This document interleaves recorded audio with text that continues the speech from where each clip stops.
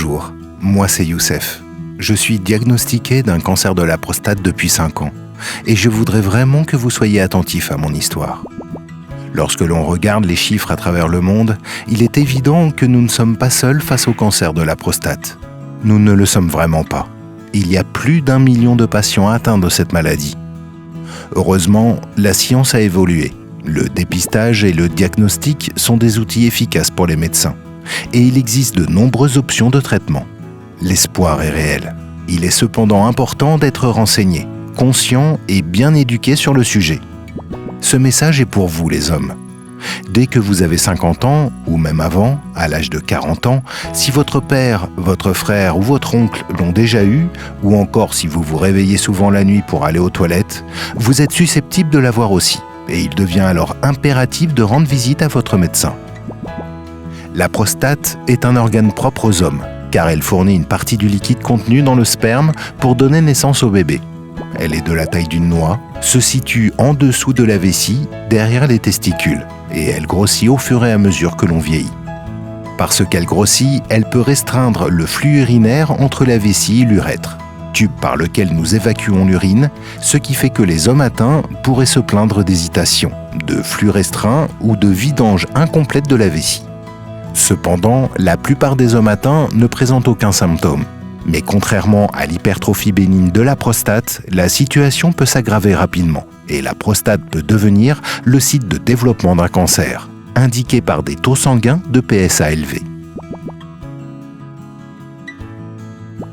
Le PSA est l'abréviation de prostate spécifique antigène ou antigène spécifique de la prostate. Cette protéine peut indiquer qu'une personne risque de développer un cancer de la prostate, mais elle peut également augmenter dans d'autres types d'infections. La plupart des hommes produisent peu de PSA. Un niveau inférieur à 4 nanogrammes par millilitre est considéré comme normal. Mais chez les hommes atteints d'un cancer de la prostate, le niveau de PSA est beaucoup plus élevé dans le sang. Il s'agit ainsi d'un marqueur permettant de diagnostiquer le cancer de la prostate à un stade précoce. Le dépistage précoce est justement primordial, car il n'y a généralement aucun moyen pour prévenir le cancer de la prostate. Par conséquent, le fait d'être bien informé et d'en parler avec votre médecin vous permettra probablement d'éviter des problèmes à l'avenir. Il est également essentiel de surveiller les signaux du stade avancé. Les médecins considèrent que le dépistage du cancer de la prostate est très important pour pouvoir le prendre en charge suffisamment tôt. Outre le test sanguin au PSA, voici d'autres outils de dépistage. L'examen physique de la prostate, qui se fait par toucher rectal, l'IRM, qui permet de visualiser la forme de la prostate et d'identifier toute zone anormale, et les biopsies, qui, une fois le cancer de la prostate diagnostiqué, permettent de confirmer et de préciser le grade du cancer. En présence de signaux précoces, plus le dépistage est effectué tôt, plus les chances que le cancer soit à un stade avancé sont faibles. Il devient alors plus simple de le traiter. Il existe de nombreuses options en fonction du risque de progression de la tumeur. Certains cancers de la prostate sont de faible risque, non agressifs et peuvent se développer très lentement au fil de nombreuses années. Ils peuvent ne nécessiter aucun traitement et sont pris en charge dans le cadre d'une surveillance active avec un contrôle régulier du PSA. Le traitement peut commencer à tout moment et une intervention chirurgicale peut se révéler nécessaire par la suite.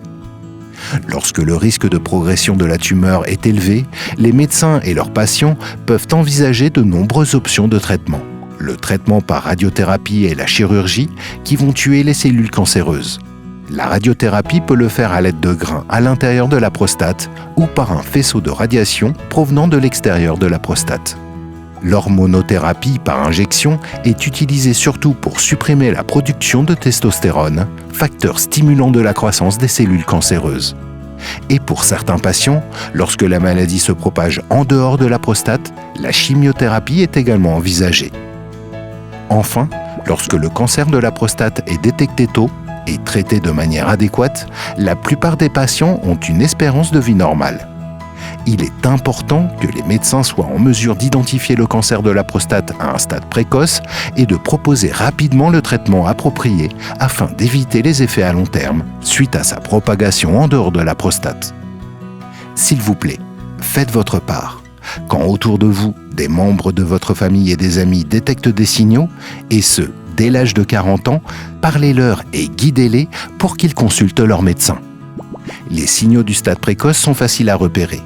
Difficultés ou douleurs à l'urination, urination fréquente, voire fatigante car cause d'un mauvais sommeil, temps d'attente avant l'émission d'urine et diminution de l'intensité du flux urinaire, et sentiment de vessie non vidée après l'urination. Soyez également attentif aux signaux du stade avancé. Présence de sang dans les urines ou dans le sperme, douleur osseuse générale, perte de poids et dysfonctionnement érectile. Après tout, quand il y a de la vie, il y a de l'espoir. La grande majorité des hommes ne meurent pas du cancer de la prostate. Continuez à en parler autour de vous pour que, ensemble, nous puissions sauver plus d'hommes.